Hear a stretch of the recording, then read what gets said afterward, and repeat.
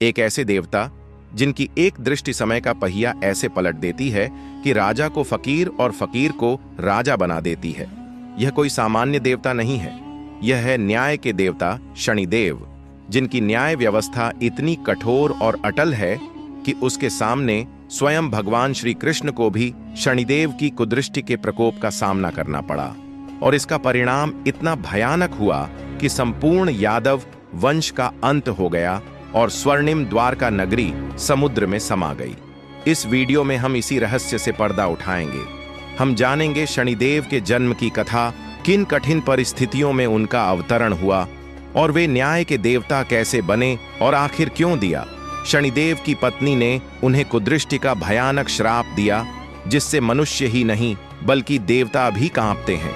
आप सुनेंगे शनिदेव से जुड़ी वह अद्भुत और रहस्यमय कथाएं, जिन्हें जो भी श्रद्धा और ध्यान से सुनता है उस पर शनिदेव कभी कुदृष्टि नहीं डालते, बल्कि जीवन भर उसकी रक्षा और सहायता करते हैं। वीडियो का अंतिम भाग सबसे अधिक महत्वपूर्ण है, जहां हम समझेंगे सारहेसाती और ढैया क्या होती है और वे कौन से उपाय हैं जिनसे शनिदेव सदैव कृपा बनाए रखते हैं। वीडियो शुरू करने से पहले इसे लाइक जरूर करें और चैनल को सब्सक्राइब करना बिल्कुल ना भूलें, क्योंकि हम आपके लिए दिव्य कथाएं लेकर आते रहते हैं। बहुत प्राचीन काल की बात है, जब सृष्टि अपनी युवावस्था में थी। देवताओं का स्वर्ग लोक सुख समृद्धि से भरा हुआ था। उस समय भगवान सूर्यदेव अपने दिव्य रथ पर सवार होकर प्रतिदिन आकाश मार्ग पर विचरण करते थे। उनका तेज इतना प्रखर था कि समस्त लोगों को प्रकाश और ऊर्जा प्रदान करता था। सूर्यदेव के बिना जीवन की कल्पना भी असंभव थी। वे जीवन के आधार थे, प्रकाश के स्रोत थे और समय के नियंता थे। उनकी महिमा अपरंपार थी और सभी देवता उनका सम्मान करते थे। सूर्यदेव अपने 7 घोड़ों के रथ पर सवार होकर प्रतिदिन पूर्व से पश्चिम की यात्रा करते और तीनों लोकों को अपने प्रकाश से आलोकित करते थे। सूर्यदेव का विवाह देवशिल्पी विश्वकर्मा की पुत्री संध्या से हुआ था। संध्या अत्यंत रूपवान और सुशील स्त्री थी। उनका स्वभाव कोमल था और वे पतिव्रता धर्म में दृढ़ थी। विवाह के पश्चात संध्या ने अपने पति की सेवा में कोई कमी नहीं रखी। वे प्रातःकाल उठकर सूर्यदेव की आराधना करती, उनके भोजन की व्यवस्था करती और गृहस्थी के समस्त कार्यों को बड़ी निष्ठा से निभाती थी। उनका प्रेम अपने पति के प्रति अटूट था, लेकिन एक बड़ी समस्या थी जो दिन प्रतिदिन बढ़ती जा रही थी। सूर्यदेव का तेज इतना प्रचंड था कि उसे सहन करना किसी साधारण प्राणी के लिए संभव नहीं था। संध्या भी इस तेज से अत्यधिक व्याकुल रहने लगी। जब सूर्यदेव उनके समीप आते तो उनके शरीर से निकलने वाली प्रखर किरणें संध्या को झुलसा देती थीं। उनका शरीर जलने लगता था और आंखें चौंधियां जाती थीं। यह पीड़ा दिन प्रतिदिन असहनीय होती जा रही थी, लेकिन संध्या पतिव्रता थी। उन्होंने कभी सूर्यदेव से अपनी व्यथा नहीं कही। वे चुपचाप यह कष्ट सहती रहीं और मन ही मन विचार करती रहीं कि इस समस्या का कोई समाधान कैसे निकले। कई रातों को संध्या अपने कक्ष में अकेली बैठकर रोती रहती। उनके मन में पति के प्रति प्रेम था, लेकिन शरीर उस तेज को सहन नहीं कर पा रहा था। समय बीतता गया और संध्या ने सूर्यदेव की 3 संतानों को जन्म दिया। पहले पुत्र का नाम व्यवसत मनु रखा गया, जो आगे चलकर मानव जाति के पूर्वज बने। दूसरे पुत्र का नाम यमराज रखा गया, जो मृत्यु के देवता और धर्मराज के रूप में प्रसिद्ध हुए। तीसरी संतान पुत्री यमुना थी, जो एक पवित्र नदी के रूप में पृथ्वी पर प्रवाहित हुई। तीनों संतानें अत्यंत तेजस्वी और गुणवान थीं। संध्या अपने बच्चों से बेहद प्रेम करती थी। वे उन्हें गोद में खिलाती, उनकी देखभाल करती और उनके साथ समय बिताती थी।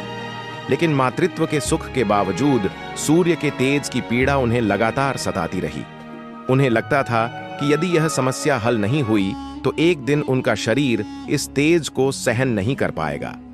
एक दिन संध्या अकेली बैठी गहरे विचार में डूबी थी। उनके मन में एक योजना आई।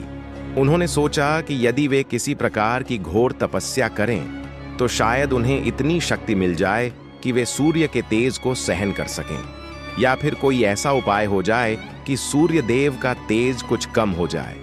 लेकिन बच्चों को छोड़कर तपस्या के लिए जाना आसान नहीं था।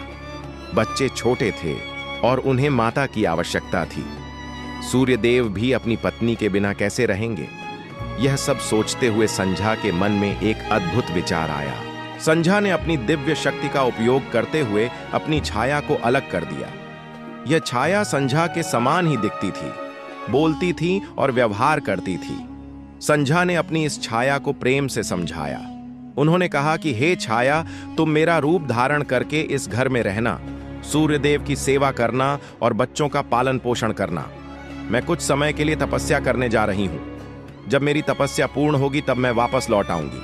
तब तक तुम ही मेरे स्थान पर यहां रहना। छाया ने विनम्रता से सिर झुकाकर कहा कि जैसी आपकी आज्ञा देवी, मैं आपके सभी कर्तव्यों का पूरी निष्ठा से पालन करूंगी। देवी संध्या ने अपने तीनों संतानों को सारी जिम्मेदारी सौंपकर तपस्या करने के लिए किसी अज्ञात स्थान की ओर प्रस्थान कर दिया। इसके बाद जब भी सूर्यदेव अपनी पत्नी के समीप आते तो उनके तेज का देवी छाया पर कोई प्रभाव नहीं पड़ता था। दोनों खुशी खुशी अपने मिलन का आनंद लेते रहे। सूर्यदेव देवी छाया को ही अपनी असली पत्नी संध्या समझते रहे और इस प्रकार समय बीतता चला गया। धीरे धीरे वैवस्वत, मनु, यमराज और यमुना भी बड़े हो गए। सूर्यदेव ने उनकी काबिलियत के अनुसार उन्हें अपना अपना कार्यभार सौंप दिया और स्वयं भी अपने कार्य में व्यस्त रहने लगे। इससे देवी छाया अकेली पड़ गई। देवी छाया ने महादेव की तपस्या करने का निश्चय किया और पूरी तरह से तपस्या में लीन हो गई। तेज धूप में भूखे प्यासे रहकर कई माह तक तपस्या करते हुए देवी छाया ने गर्भ धारण कर लिया। जब महादेव देवी छाया के सम्मुख प्रकट हुए और वरदान मांगने को कहा, तब देवी छाया ने अपने लिए एक असली जीवन का वरदान मांग लिया, क्योंकि वह तो केवल देवी संध्या की एक छाया मात्र थी। देवी संध्या के सूर्यलोक वापस ना लौटने के कारण अब देवी छाया के अंदर एक वास्तविक जीवन पाने की इच्छा जागृत हो चुकी थी। महादेव ने तथास्तु कहकर अंतर्धान हो गए। कुछ महीनों बाद देवी छाया ने एक दिव्य शिशु को जन्म दिया, परंतु वह शिशु कृष्ण वर्ण का था। यह देखकर देवी छाया चिंता में डूब गई, लेकिन कुछ समय बाद उन्होंने स्वयं को समझा लिया। दरअसल देवी छाया के भूखे प्यासे और कड़ी धूप में तपस्या करने के कारण ही उनके शिशु का रंग काला हुआ था। साथ ही उनके छाया होने का प्रभाव भी उनके शिशु पर पड़ा। यह दिव्य कृष्ण वर्ण का शिशु कोई और नहीं बल्कि स्वयं शनिदेव ही थे। देवी छाया शनिदेव का लालन पालन करती रही।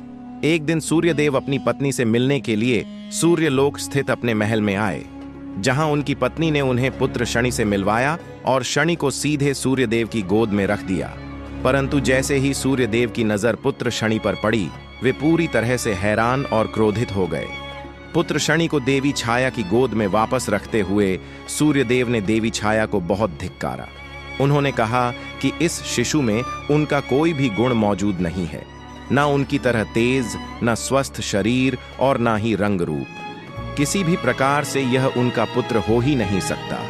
सूर्यदेव ने पुत्र शनि को अपना पुत्र स्वीकार करने से साफ मना कर दिया और गुस्से में वहां से चले गए। इसके बाद देवी छाया अत्यंत निराश हो गई और यही वह दिन था जब शनिदेव और सूर्यदेव के बीच शत्रुता की शुरुआत हो चुकी थी। सूर्यदेव ने अब देवी छाया से दूरी बना ली थी। समय बीतने के साथ शनिदेव अब थोड़े बड़े हो चुके थे और अकेली पड़ी देवी छाया का एकमात्र सहारा बन चुके थे। शनिदेव जन्म से ही अत्यंत शक्तिशाली थे और इसका एकमात्र कारण उनके गर्भ में रहते समय देवी छाया का महादेव के लिए तपस्या करना था।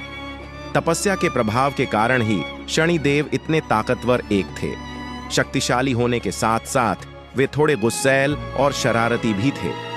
बेहद कम उम्र होने के बावजूद उन्होंने कई गंधर्वों को युद्ध में अकेले ही परास्त कर दिया था और देवताओं को भी टक्कर देने लगे थे। शनिदेव अपने क्रोध का प्रयोग अपनी शक्ति के साथ मिलाकर करते थे, इसीलिए बड़े बड़े गंधर्व और देवताओं को भी अपनी ताकत का लोहा मनवा चुके थे। शनिदेव के बचपन से ही इतने कठोर बन जाने के पीछे उनके पिता सूर्यदेव के प्रति उनके मन में पल रहा क्रोध था। उस समय शनिदेव का एकमात्र लक्ष्य सूर्यदेव से भी ज्यादा शक्तिशाली बनकर उनके घमंड को चकनाचूर करना था। समय जैसे जैसे बीतता गया, शनिदेव के अंदर सूर्यदेव के प्रति क्रोध और घृणा की भावना उतनी ही बढ़ती गई। इस प्रकार शनिदेव अब युवा भी हो चुके थे। देवी छाया ने शनिदेव के दिन प्रतिदिन बढ़ते गुस्से को शांत करने के लिए उनका विवाह चित्ररथ नामक कन्या से करवा दिया।